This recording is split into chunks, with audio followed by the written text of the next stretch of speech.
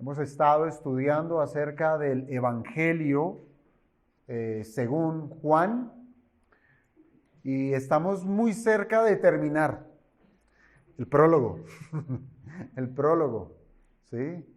Y recuerde que un prólogo en cualquier obra literaria, cualquier escrito, viene a ser como una introducción a lo que se va a ver con mayor profundidad.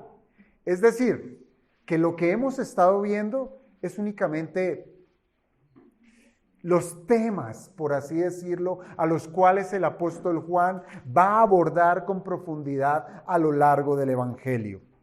Y en lo que compete a esta mañana, hoy vamos a tratar con 3 versículos. Vamos a estar estudiando el versículo 15 al 17 del capítulo 1. ¿Sí? Capítulo 1 de Juan, versículos 15 al 17, pero ya vamos a hacer lectura de ello. Pero quiero, antes de hacer lectura de estos versículos, es introducirme en el sermón de esta manera. Y es trayéndoles a la memoria o a la recordación de cada uno de nosotros que debemos ser conscientes, hermanos, que en tiempos donde efectivamente la información se ha convertido en un asunto de todos los días, y esto porque todos los días estamos siendo bombardeados con información por múltiples medios. Usted dirá, el periódico, ¿o no compran periódico ustedes? Bueno, el televisor, los noticieros, pero hay una herramienta que está muy cerca de nosotros, el teléfono, la internet. Y yo digo que es allí donde somos más bombardeados con muchísima información. Y cada uno de estos medios, o bueno, en particular en lo que se refiere al internet, tiene una particularidad, porque hay una serie de programas, de algoritmos, con los cuales busca identificar los gustos de la persona que está leyendo o explorando o buscando con el propósito de tomar toda esa información y empezar a bombardearnos con todo aquello que nosotros alimentamos a esa plataforma, a ese programa, y nos va a bombardear con toda esa información que aparentemente nos gusta o que ha captado mayormente nuestra atención. Y yo les preguntaría con relación a esto, ¿qué es aquello que tiene la preeminencia? ¿Qué es lo que más nos entusiasma leer? Mire, usted entra y busca cualquier cosa en internet y eso le empieza a salir propagandas de eso, y de eso, y de eso, y de eso. ¿Qué es lo que a usted más le interesa leer? Y con todo ese poco de información, usted ya sabrá tener la respuesta. Mire, basta con hablar con las personas para uno llegar a darse cuenta que cuáles son sus preferencias, cuáles son sus gustos. Para algunos será temas del trabajo, ¿sí? Para otros será temas de la salud y así sucesivamente. Y esto es algo natural entre la gente, pues siempre van a querer tener un mayor conocimiento o van a querer saber más acerca de aquellas cosas que para ellos son importantes. Pensemos por un instante ahora en lo que respecta a nosotros como cristianos. Pensemos por un instante en un cristiano, pero quiero ser quizás un poco más preciso. Pensemos en uno que, en el ancho mar de temas importantes para un ser humano, ese cristiano no habla de moda, no habla de gustos gastronómicos, no habla de marcas de ningún tipo de posesión, ni siquiera habla de salud, sino que su tema principal es Jesucristo. Ese es su tema principal. Ahora, no significa que nada de lo anterior fuera relevante o que fuera descuidado. Lo que sí es cierto es que para este cristiano, su vida misma, todo lo que es su vida, en todas las esferas en las cuales él se mueve, su centro es Jesucristo. cuando Juan, el apóstol, cuando a él se le encomendó escribir un evangelio, este evangelio, donde se narra la vida de Jesucristo, él se tomó muy en serio su trabajo. Y en lo que respecta al prólogo, a esos versículos del 1 al 18 del capítulo 1 de este evangelio, realmente Juan cumplió con su propósito, ¿sí? De hacer comentarios introductorios a la historia más fascinante y más maravillosa que cualquier persona pudiera encontrar. De tal manera, hermanos, que cada palabra de cada versículo de lo que hemos estado estudiando estuvo perfectamente lleno de expresiones tan profundas para nosotros llegar a enaltecer a nuestro Señor Jesucristo. Esa es la intención de ir a la Escritura. Y estoy convencido, hermanos, estoy convencido que todos nosotros como cristianos deberíamos o debemos seguir ese mismo ejemplo de Juan, donde nuestros temas de conversación, nuestras meditaciones, y aún como lo dijo el mismo apóstol Pablo en su momento, que toda nuestra obra debería ser ¿para qué? Para la gloria de Dios. Así que lo que comáis o lo que bebéis, hacedlo todo ¿para qué? Para la gloria de nuestro Dios. Esto, hermanos, esto resultaría en ser más cuidadosos con nuestra vida, más cuidadosos con nuestra ética. Seríamos más medidos a la hora de hablar. Seríamos más mesurados a la hora de relacionarnos con las personas. Y seríamos más percibidos en obrar para la gloria de Dios. Si esto no lo ha hecho la Biblia, el problema no está en la Biblia. Porque la palabra del Señor es viva y eficaz y es como una espada cortante, una espada de dos filos que va hasta lo más profundo de cada persona y hace algo, ya sea para bien o para mal. Y cuando digo para mal, es que puede mover a esa persona a resistirse a lo que se le está enseñando. Así es que, hermanos, mi intención en esta mañana es la de ser alentados todos nosotros a darle el lugar que Cristo merece en la vida de cada quien. No sé, pregúnteselo usted. Cristo, ¿en qué lugar está en su vida? ¿Qué lugar usted le da al Señor Jesucristo? Pues piense esto.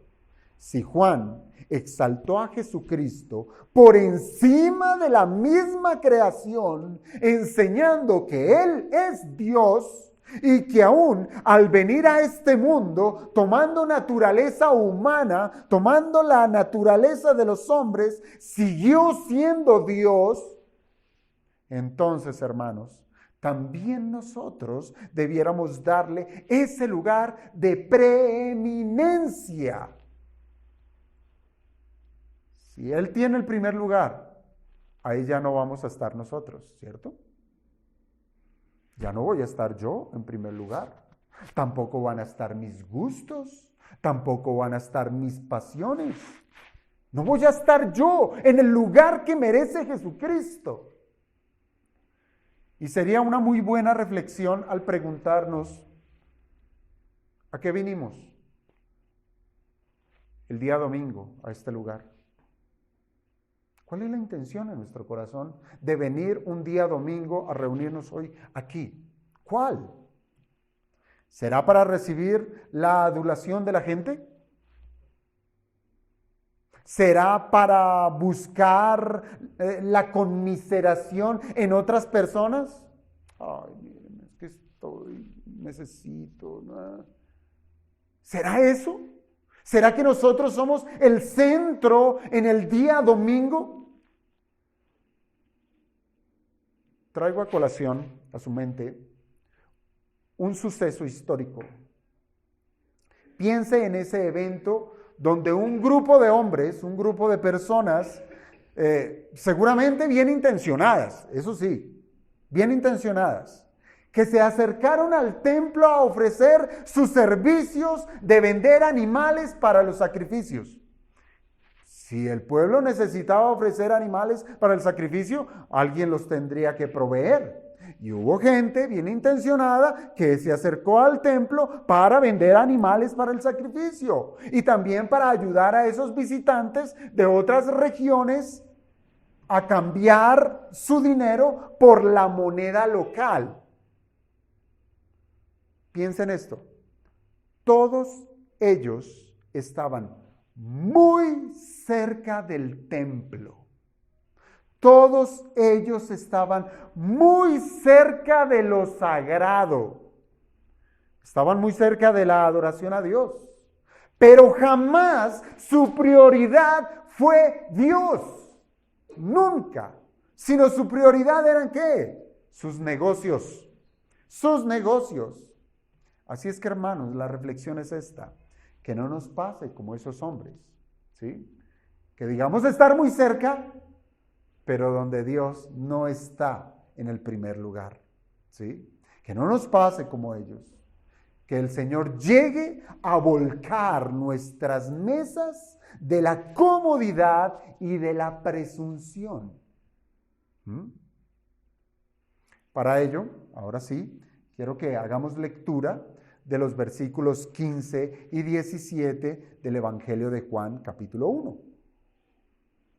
En reverencia a la palabra del Señor, pongámonos en pie y hagamos lectura pública de estos 3 versículos. Dice la palabra del Señor, capítulo 1, versículo 15. Juan dio testimonio de él y clamó diciendo, este es de quien yo decía, el que viene después de mí es antes de mí, porque era primero que yo. Porque de su plenitud tomamos todos, y gracia sobre gracia, pues la ley por medio de Moisés fue dada, pero la gracia y la verdad vinieron por medio de Jesucristo. Podemos tomar asiento, hermanos. Habiendo hecho lectura de estos 3 versículos, hermanos, podemos rogar al Padre, pedirle al Señor que nos ayude para que esta porción sea muy enriquecedora a la hora de contemplar a Jesucristo como el todo de nosotros, como el todo de nosotros. Y vamos a rescatar 3 verdades que como en una escalera vamos a tener que subir uno a uno por esos escalones para poder reconocer la posición que tiene Jesucristo. Óigame bien, eso es lo que vamos a encontrar. 3 verdades que nos van a ayudar a darle el lugar, o no, a reconocer el lugar, porque el Señor está siempre en primer lugar. Él está en el trono. Así es que lo que nos va a ayudar es a que reconozcamos cuál es su posición. ¿De quién está en el primer lugar? No lo que a nosotros nos imaginemos. No es lo que nosotros querramos darle de preeminencia, sino es reconocer que Él tiene el primer lugar y debemos con ello identificarnos y saber vivir nuestra vida conforme a esas verdades. Son 3 contrastes, hermanos, que podemos encontrar en este texto. Y si usted leyó cuidadosamente estos 3 versículos, espero que ya cuando menos los tenga allí en su mente. 3 contrastes. El primero, Jesucristo es mayor que Juan. ¿Sí? Jesucristo es mayor que Juan. El segundo contraste, ¿cuál es? Que Jesucristo es mayor que Moisés. Y en tercer lugar, que Jesucristo es mayor que la ley. 3 contrastes, una escalera que nos ayuda a ver a Cristo como el único, el primero, quien merece todo el honor y toda la gloria, toda nuestra atención. Ahora, para poder adentrarnos, hermanos, en estas comparaciones donde Cristo siempre tendrá la preeminencia, quiero que dediquemos en primer lugar lo que este pasaje nos habla del Señor. Es decir, Se trata de los distintivos que lo ponen en el primer lugar. Sabemos que Jesucristo es mayor que Juan, que Jesucristo es mayor que Moisés, que Jesucristo es mayor que la ley, pero ¿cuáles son esos distintivos que lo ponen en ese primer lugar? Y para ello voy a comenzar de atrás para adelante. Tenga en cuenta lo que le estoy diciendo. Vamos a empezar de atrás para adelante. ¿Y qué es lo que está detrás? Léalo allí, versículo 17, ¿qué es lo último? Jesucristo, dice el texto, ¿cierto? Vamos a comenzar de atrás para adelante. Dice Jesucristo, es la última palabra que encontramos allí.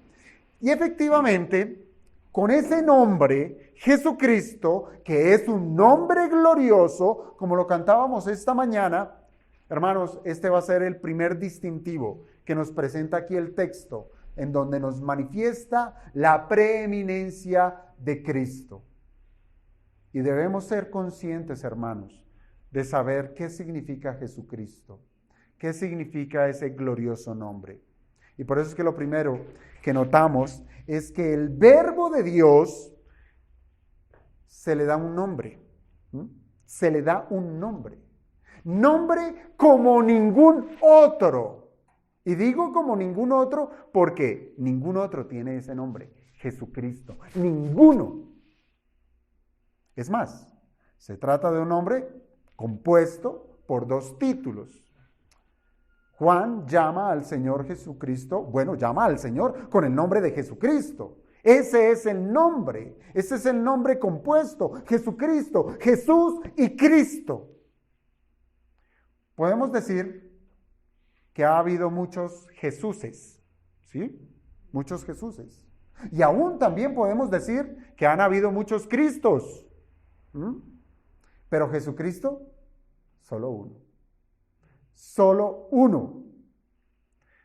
Jesús, si empezamos por ese primer nombre, era y aún lo es un nombre muy común, ¿cierto? Es un nombre muy común. Inclusive en los tiempos del nacimiento de nuestro Señor, el nombre Jesús era muy popular. Por eso digo que había muchos Jesuses, ¿cierto? Y sus derivados. El nombre del Antiguo Testamento, Josué, ¿sí? Que de allí viene el nombre Jesús. Pero la intención del Padre, la intención de Dios, al ordenar a José y a María que pusieran el nombre de Jesús, porque fue el Padre quien le dijo a José, no le pongas el nombre que tú quieras, no le pongas José Junior, no. Le vas a poner, es un mandamiento, es una orden, le pondrás por nombre Jesús. Esto tenía un propósito, tenía el propósito de realzar la misión que iba a tener Jesús aquí en la tierra. Por ejemplo, Mateo capítulo 1, versículo 21, encontramos las palabras de ese mensajero angelical de parte de Dios para con José. Mateo 1, 21, el ángel le dice a José, y dará a luz un hijo, y llamará su nombre Jesús. ¿Por qué? Y lo dice, porque él salvará a su pueblo de sus pecados. Entonces, la manifestación del nombre de Jesús está realzando el propósito que iba a tener el Verbo de Dios hecho carne. Salvar a su pueblo de sus pecados. Y eso es lo que significa el nombre Jesús. Significa Salvador. Pero el ángel expresa claramente la dimensión de Cristo como el Salvador. Óigame bien a esto. Óigame bien a esto. Jesucristo, Jesús, no es el Salvador de los problemillas económicos. Jesús no es el Salvador de los problemillas de salud. Tampoco Él sería quien resolvería los problemillas de un corazón roto por algún amor no correspondido. Si esa fuera la misión del Verbo de Dios, óigame bien, si esa hubiese sido la misión del Verbo de Dios, pues estaríamos rebajando a Jesucristo a la estatura de una entidad financiera. Estaríamos rebajando a Jesucristo a la estatura de un prestamista, o de un motivador, o de un psicólogo. Pues a estas personas es a quien acuden los que están afligidos por estas cargas en este mundo. ¿O no es así? Jesús es el salvador de su pueblo del problema más horrendo. Claro, cuando usted piensa en una situación económica, cuando usted piensa en una situación de salud, cuando usted piensa en alguna situación de una relación rota, debe considerar hasta dónde su pecado estuvo allí involucrado. Matrimonio deshecho. Señor, sí, mi matrimonio, te ruego que lo salves. Pero va más allá. El problema es el pecado. El dinero, mal uso de los recursos, no sabe, no se modera en administrar lo que el Señor le da. Allí que hay pecado. O usar el cuerpo de una manera indebida a tal punto que lo deteriora, ¿sí? Su salud mengua. ¿Cuál es el problema? El pecado. Por tanto, Jesús es el salvador de su pueblo del problema más horrendo e imposible para el hombre solucionar. ¿Cuál? El pecado. Eso no se lo va a solucionar el médico. Eso no se lo va a solucionar el psicólogo. Eso no se lo va a solucionar su amigo, su amiga. Nadie, es solamente Jesucristo. Incluso, hermanos, hasta los fariseos lo llegaron a tener claro. Pues al escuchar al Señor decirle a un hombre paralítico, tus pecados te son perdonados, los fariseos presentes pensaron entre sí, cavilaron entre sí, ¿quién puede perdonar los pecados sino Dios? Y la pregunta en sí misma es correcta, ¿verdad? Mas no la intención. Pues desde el Antiguo Testamento, y digo que es correcta la pregunta porque desde el Antiguo Testamento se les había enseñado al pueblo judío que solamente Dios es quien perdona los pecados. Un simple ejemplo, Daniel capítulo 9, versículo 9. Daniel 9, verso 9.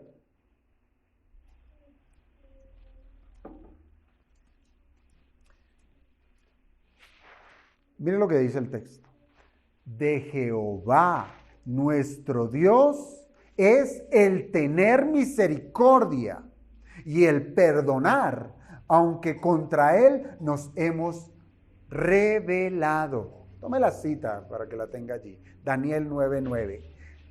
El perdón de pecados solo le corresponde a Dios, porque Él solamente puede perdonar pecados. Y Jesús, el Verbo encarnado, es el Dios eterno que tenía toda la autoridad para decirle a un pecador, tus pecados te son perdonados.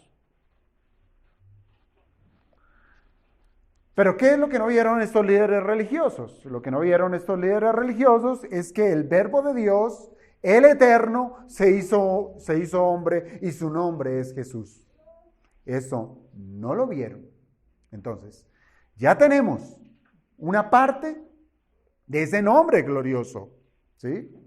Que lo hace a Cristo, a Jesucristo, tener la preeminencia. Jesús, el Salvador de su pueblo, de sus pecados. Ahora, el segundo título que acompaña al nombre Jesús es Cristo, ¿verdad? Cristo. Y como ya en otras oportunidades hemos estado estudiando, Cristo, ¿qué es lo que significa? Mesías y ungido.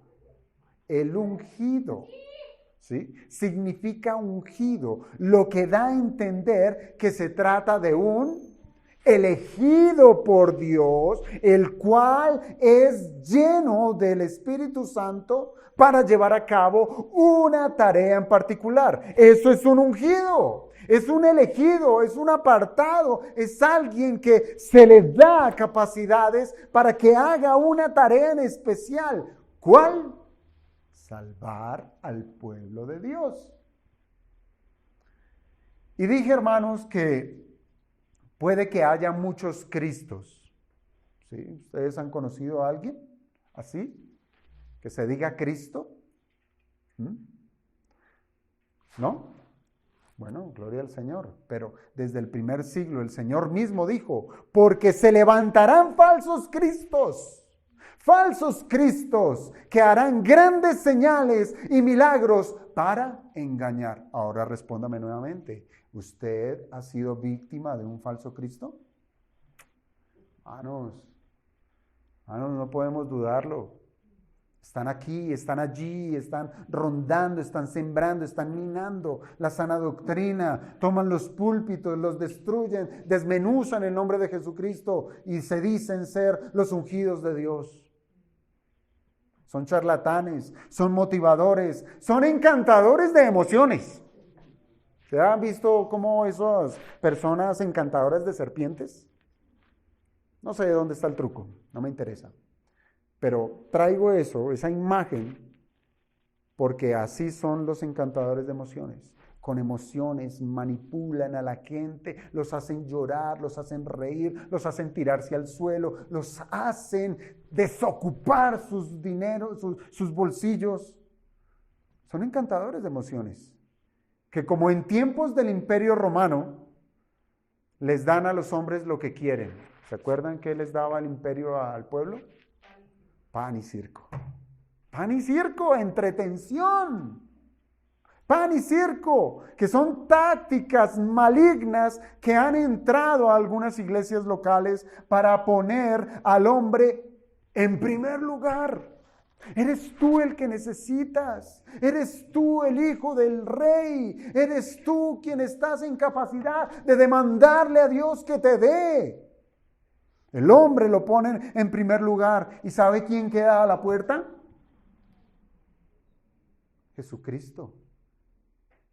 Allí queda en la puerta Jesucristo. Ninguno de estos hombres que se autoproclaman ungidos de Dios, ninguno de ellos le podrá salvar. Solamente Jesucristo le puede salvar. Ningún predicador, por más elocuente que sea, tampoco lo podrá hacer. No lo podrá hacer. Si es que Cristo, el elegido de Dios, no les es revelado en el evangelio que predica. Hermanos, Cristo es la promesa de parte del Padre. Él lo prometió.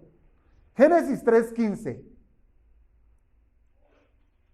La simiente de la mujer aplastará a la cabeza de la serpiente, ¿verdad? El Señor, el Padre, prometió al Cristo. Cristo fue su elegido desde antes de la fundación del mundo para venir y ofrecer el pago que ningún hombre puede llegar a reunir, si es que lo pudiera. Ningún hombre puede pagar por su pecado, ningún hombre puede pagar por su culpa. Así, ni siquiera si tuviera 1000 vidas para reunir todos los tesoros del mundo, jamás nunca pudiera reunir lo suficiente para pagar por su pecado. No lo puede. Ningún hombre puede, óigame bien a esto, ningún hombre puede decir, yo elegí a Jesucristo, yo elegí a Jesús para que le representara en la cruz. Eso fue una provisión de parte de Dios. Dios Padre dio a su Hijo. Así es que lo más natural, hermanos, lo natural de una humanidad caída es que elijan cualquier cosa menos a Jesús. Menos a Jesús. Pues ¿qué van a elegir? Van a elegir conforme a su pecado, van a elegir conforme a sus concupiscencias, van a elegir lo que satisfaga sus necesidades más bajas. Eso es lo que van a elegir. Por tanto, hermanos, que el verbo sea Cristo, el Cristo de Dios, es una manifestación de la voluntad divina. No es que nosotros hubiésemos querido, porque no lo queríamos, pero la manifestación del verbo al hacerse hecho carne es más bien cómo Dios muestra su buena voluntad para con los hombres, para que esto resulte en una verdadera bendición. ¿Cuál? La salvación.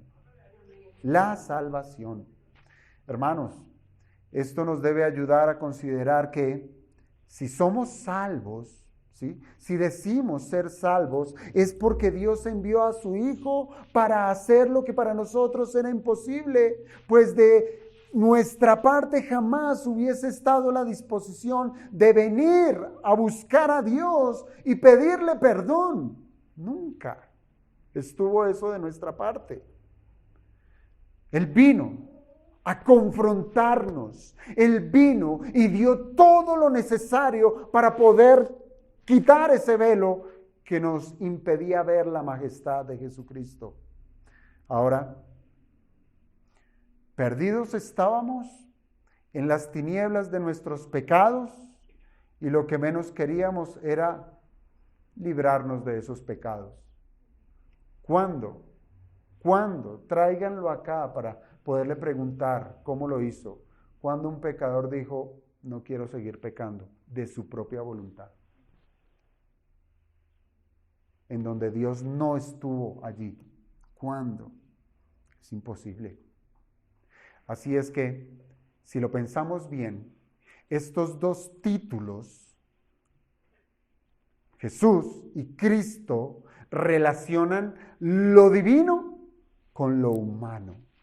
El Dios hombre, el verbo hecho carne, Cristo, el ungido de Dios, y Jesús, el Salvador de los hombres. Lo divino y lo humano en una sola persona, en Jesucristo. Pregúntese hoy, ¿quién está en primer lugar? ¿A quién tiene usted en primer lugar? ¿Jesús, el Cristo? ¿Ese será el primer lugar? ¿O aún está usted viviendo para deleitarse en sus pecados? Entonces, ya tenemos un distintivo de la preeminencia de Cristo. ¿Cuál es? Jesucristo, nombre glorioso. El segundo distintivo que nos presenta el texto es que Jesucristo es la fuente de toda gracia. Sígame bien con esta idea. Es la fuente de toda gracia.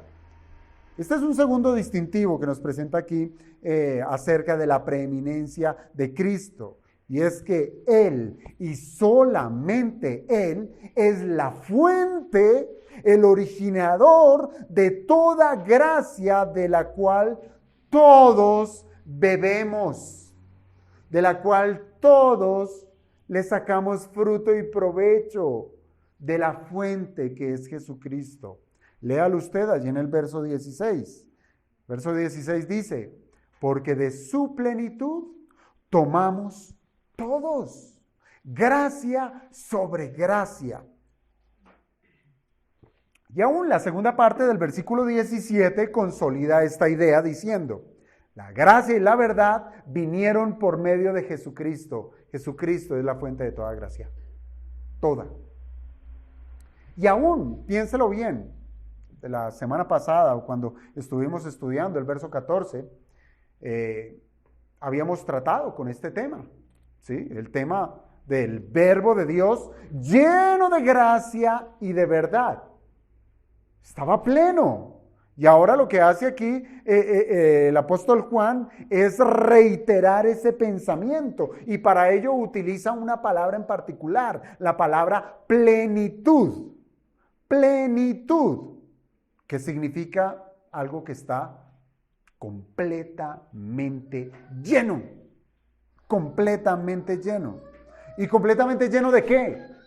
De gracia. de gracia y de verdad. Ahora bien, lo que se nos dice es que el verbo de Dios está así, completamente saturado de gracia y de verdad. Pero no solamente, hermanos, piensen esto, no solamente en él se posaban perfectamente estas virtudes de la gracia y la verdad, sino que además se trata de una llenura, de una plenitud que desborda y que se comparte.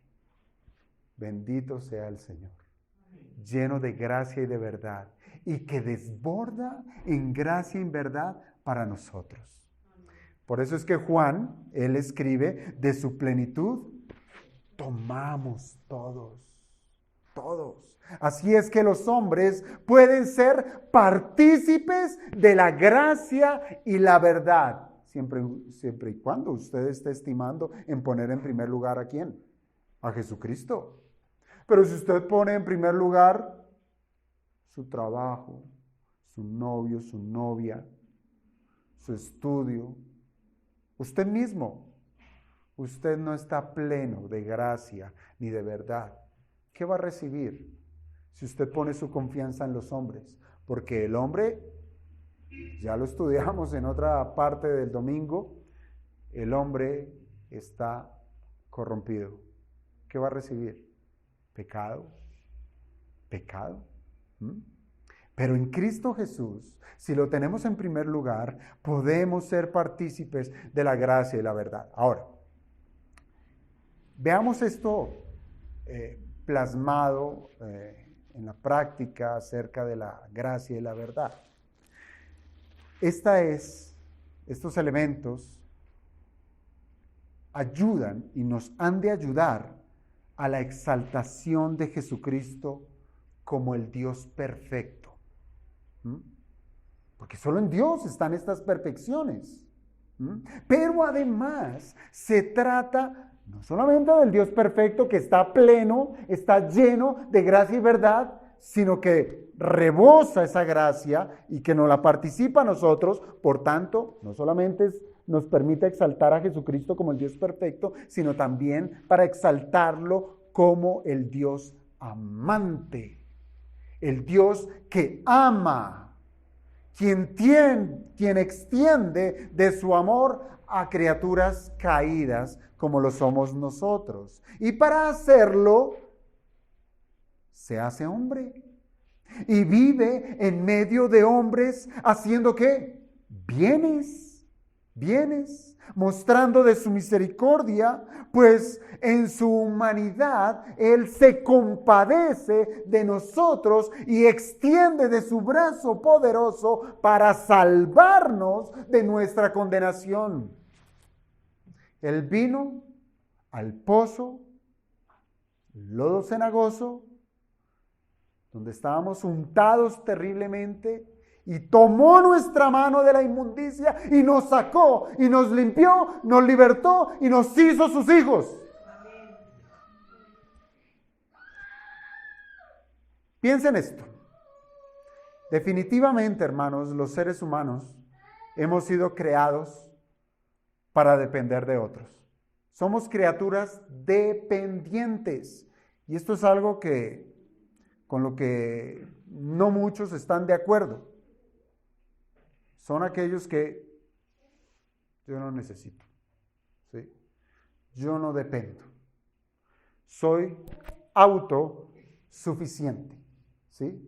Pero la naturaleza humana nos enseña que sí, dependemos de otros. Piense, por ejemplo, en el caso de la familia. Los hijos dependen de sus padres, y esto es porque hay necesidades que por sus incapacidades, ya sean de edad, de intelecto, inmadurez, etcétera, los hace dependientes de sus padres, que solamente ellos, los padres, pueden llegar a suplir ese tipo de necesidades.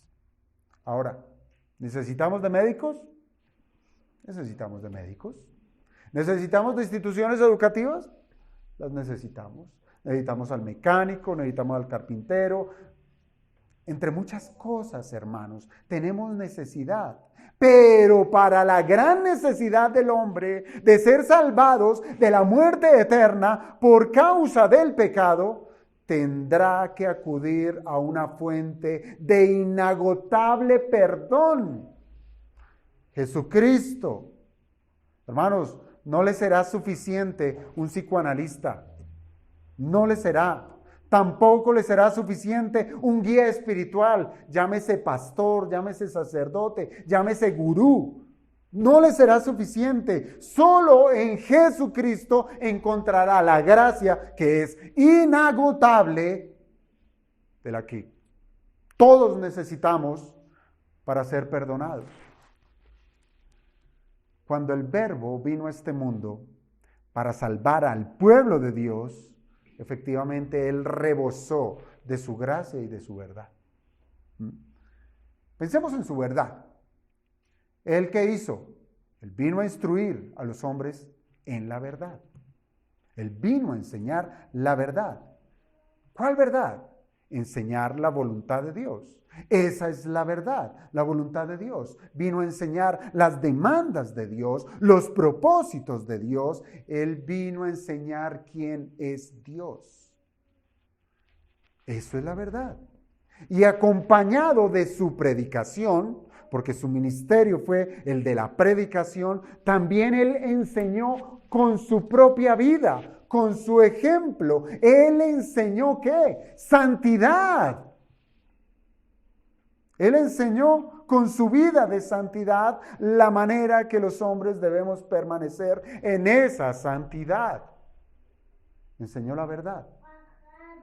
Tal fue, hermanos, tal fue la manifestación de la plenitud de la deidad en la verdad, que nuestro Señor Jesucristo, Él cumplió perfectamente lo que Dios había revelado en el Antiguo Testamento, manifestando que Jesucristo es la verdad.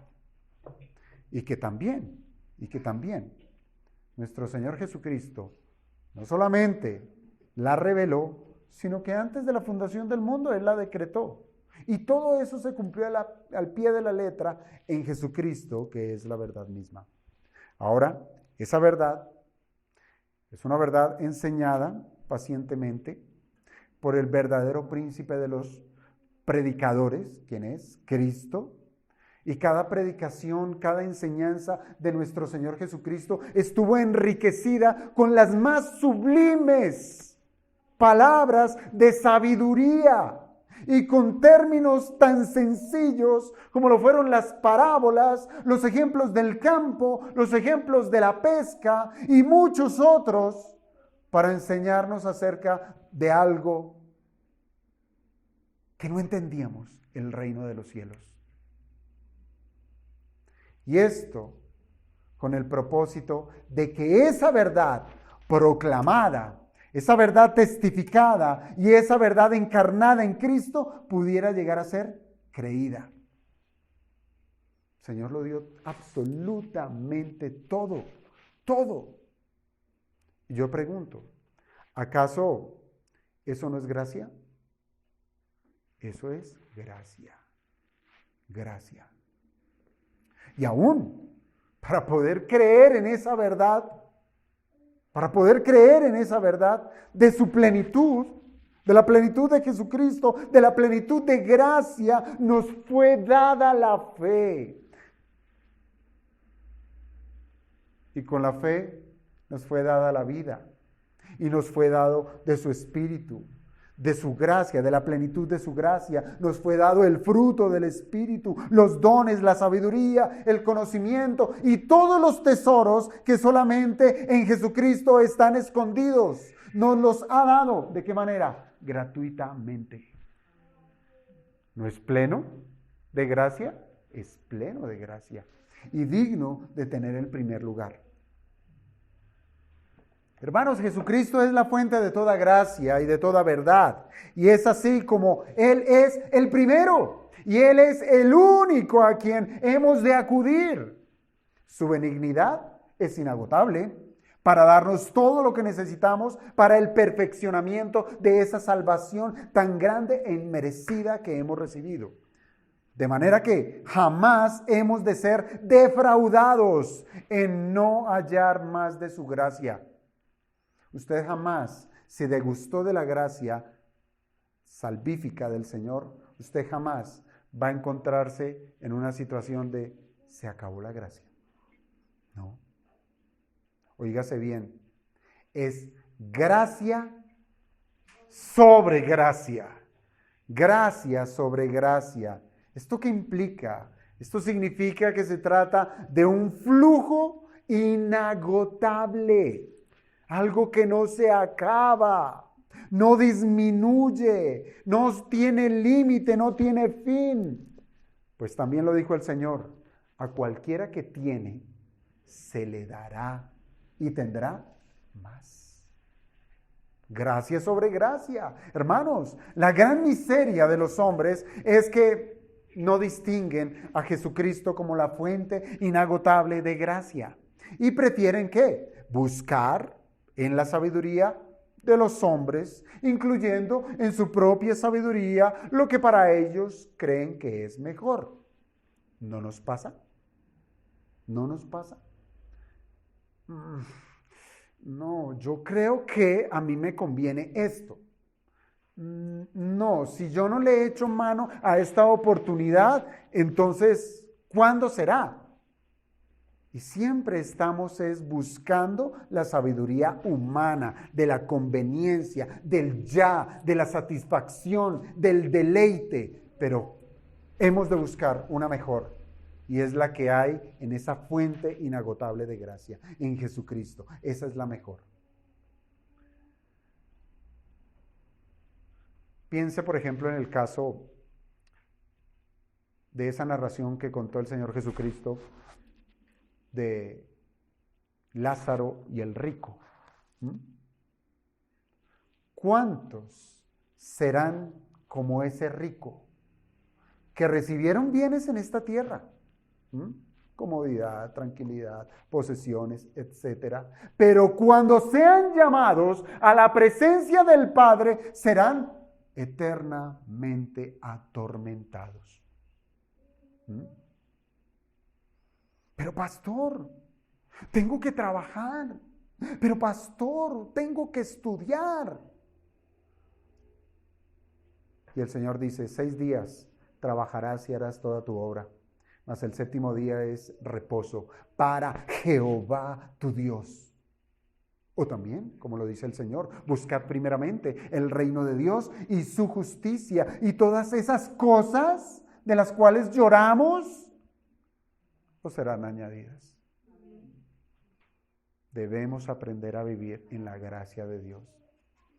Creer, confiar.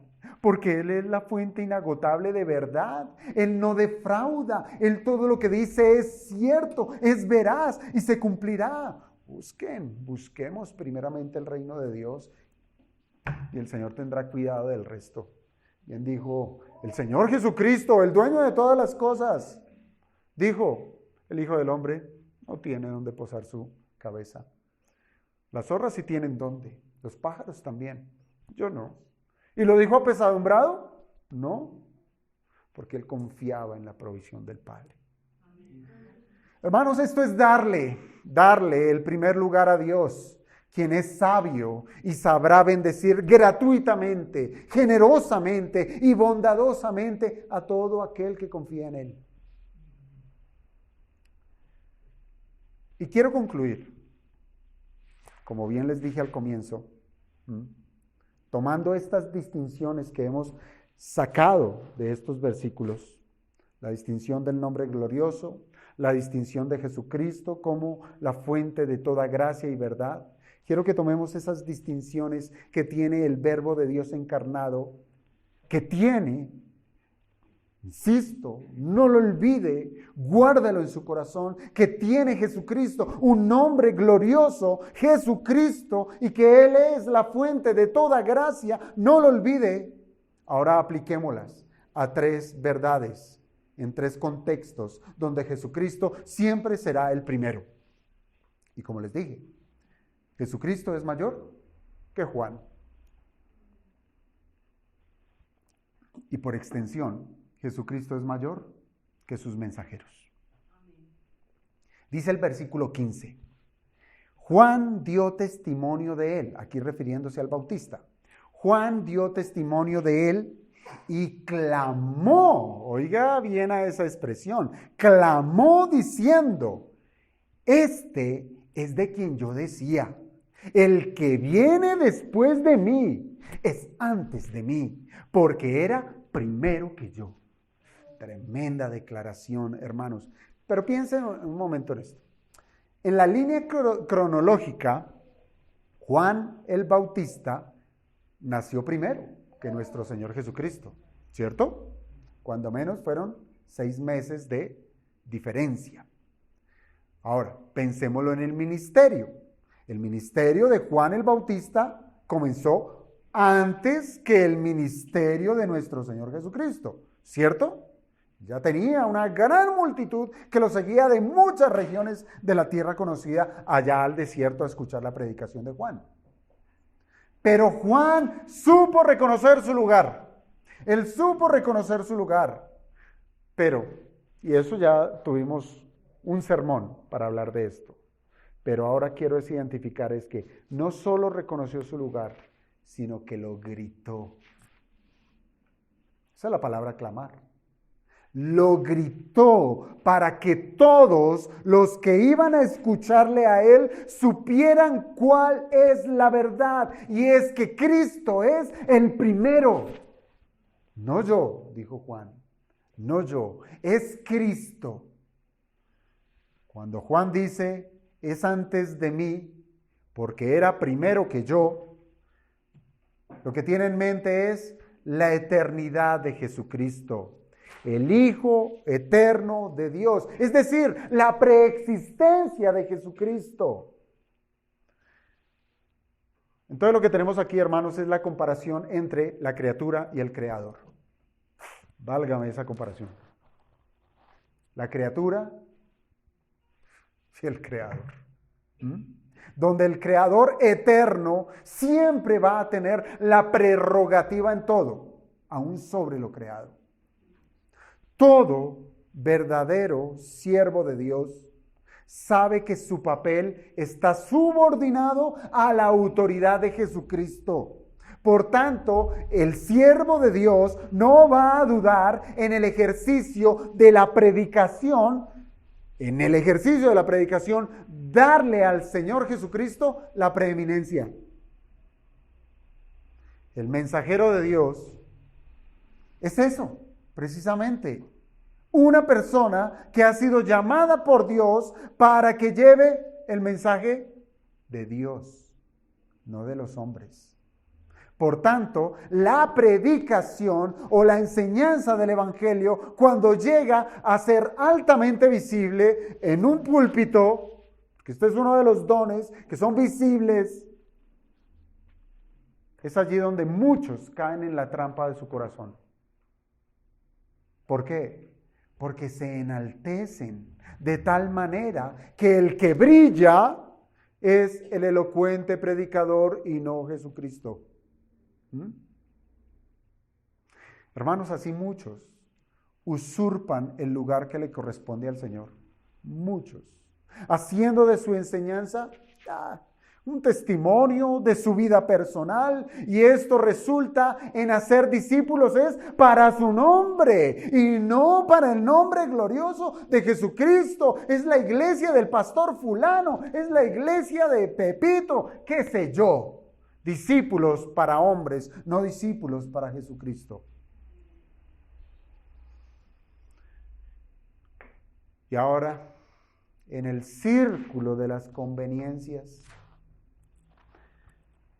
qué difícil es eso.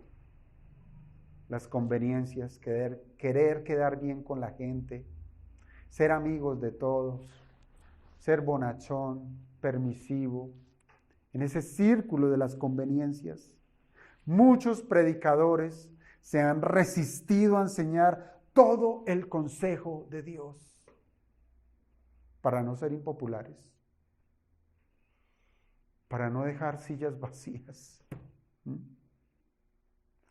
Se bajan los muros doctrinales, Se entremezcla el evangelio con psicología barata, con terapias que instan a que se sientan bien, queridos, amados, ¿sí? Para que no se aburran. ¿Están aburridos? ¿Música? Hagamos, hay músicos acá, pongamos músicos, luces, ¿sí? ¿Quieren música duro?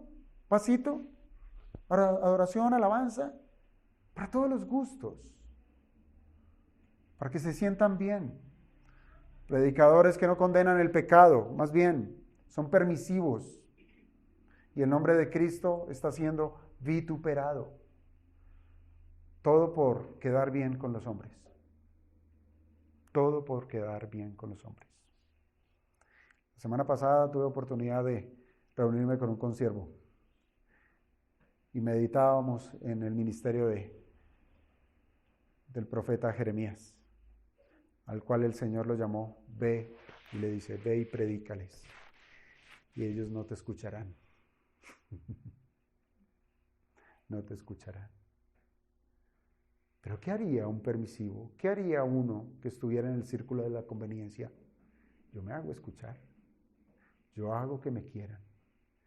Yo voy a traer su corazón a mí. Y Jesucristo quedó afuera. Muy bien. Entonces, Jesucristo es mayor que Juan. Jesucristo es mayor que sus mensajeros. Pero también podemos aplicarlo de una segunda manera. Jesucristo es mayor que Moisés. Bien lo podemos leer en el versículo 17. Pues la ley por medio de Moisés fue dada, pero la gracia y la verdad vinieron por medio de Jesucristo. Piensa en la posición que tenía Moisés. Moisés no era un cualquiera. Él fue el gran legislador de Israel. Moisés fue un siervo de Dios que sirvió como el libertador del pueblo de Israel. No era un cualquiera, no era un don nadie. Los israelitas buscaban a Moisés para que fuera él quien juzgara las situaciones que se vivían en el campamento. Moisés fue el profeta que recibió la ley escrita y la promulgó dentro del pueblo para que se guiaran por medio de ella. Moisés fue siervo. Óigame bien, Moisés fue siervo, pero Jesucristo es hijo. Moisés recibe autoridad limitada. Jesucristo es el Hijo investido de toda autoridad. Él mismo lo dijo, toda potestad me es dada en el cielo y en la tierra. Y me fascina cuando van a tomarlo preso. Cuando él está allá en el Getsemaní, está con sus discípulos y vienen a tomarlo preso, le preguntan, ¿quién es Cristo? ¿Quién es el Cristo? Y él dice, yo soy. Y todos caen a tierra, porque Él tiene la autoridad en la tierra. Así es que el principio de preeminencia también se puede aplicar a las veces en que nosotros estamos en la calidad de autoridad, que puede, en los diferentes círculos en que podamos estar. Piense, por ejemplo, en los roles que tenemos nosotros como papás, o mamás, o como empleadores, o como personas que tenemos bajo cargo a otros. Esa autoridad, yo les digo, no es propia, no es suya. No somos nosotros los que regulamos el gobierno sobre otras personas. La autoridad que tenemos se deriva de la plenitud de Jesucristo. Incluso hasta las autoridades civiles, las autoridades impías reciben su distinción de Dios mismo, porque Él es quien quita y pone reyes. Así es que, hermanos, en el ejercicio de autoridad, en cualquiera de los roles que nosotros tengamos, ha de estar sometida al señorío de Jesucristo, de manera tal que hemos de considerar siempre la doctrina para enaltecer al Señor. Siempre preguntarnos, Señor, ¿tú qué harías? ¿Tú qué dices? ¿Tú qué mandas? Lo dijo el apóstol Pablo a los colosenses, diciéndole a los que están en esos lugares de autoridad. Dice, amos. Pudiéramos traducirlo como Señor. Amos, haced lo que es justo y recto con vuestros siervos, sabiendo que también vosotros tenéis un amo en los cielos. Y aquí aplica ese mismo principio. Así es que, hermanos, no se enseñoree sobre los demás. Use el rol que tiene para servir. Recuerde que usted es un embajador de Jesucristo en esta tierra. Así es que, por favor, represéntelo bien. Represéntelo bien. Si Jesucristo, el Verbo hecho carne, tuvo misericordia y siempre miraba a la gente con conmiseración, usted en su rol de amo debiera hacerlo también con los que están bajo su cargo, bajo su cuidado. Muy bien. Jesucristo es mayor que Juan, mayor que sus mensajeros. Jesucristo es mayor que Moisés, es mayor que cualquiera que está en un lugar de preeminencia, de autoridad. Y en tercer lugar, y con esto ya termino, Jesucristo es mayor que la ley. Jesucristo es mayor que la ley. Perdón.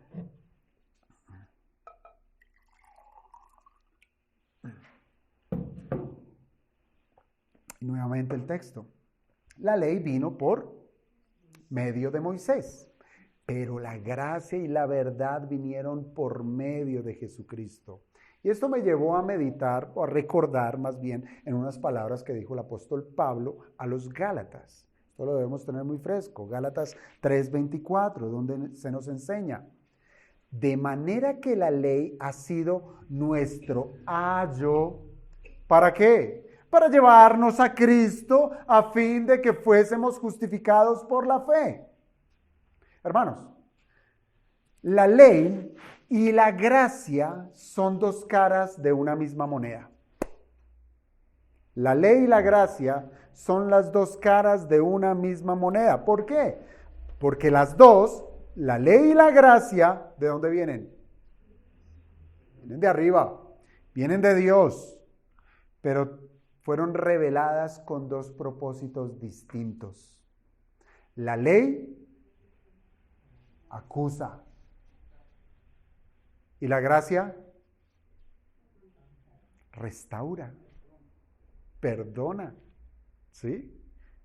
Se necesitan los dos elementos. La ley lleva a los hombres a que conozcan su estado de necesidad. Bien lo decía el apóstol. Yo no sabía que era codiciar si la ley no me hubiese dicho no codiciarás. Y muchas cosas que quizás hacíamos por ignorancia hasta que la Biblia no fue abierta y nos dijo, eso no es. O esto debe ser. Hubiésemos seguido obrando de una manera pecaminosa. La ley lleva a los hombres a que conozcan su estado de necesidad. ¿Por qué? Porque por más de que nos muestre nuestro pecado, la ley no puede cambiar nuestra pecaminosidad. Vamos a seguirlo haciendo, pero bajo un entendimiento: soy pecador, estoy en necesidad, necesito el perdón. Pero también la ley sirve o nos lleva para que aprendamos cuál es la voluntad de Dios, qué es lo que Él quiere, qué es lo que Él manda, qué es lo que debemos no hacer y sí hacer para agradarle a Él.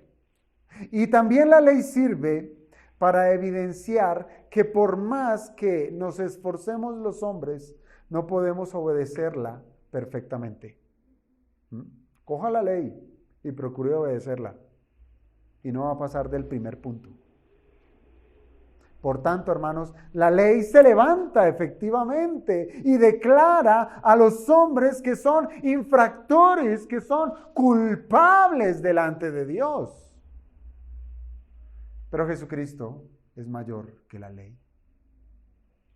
Claro, la ley, los propósitos que he desglosado acá se tratan de propósitos que son loables, que aunque deja a la humanidad bajo el veredicto de culpabilidad, hermanos, la ley es una benignidad de Dios.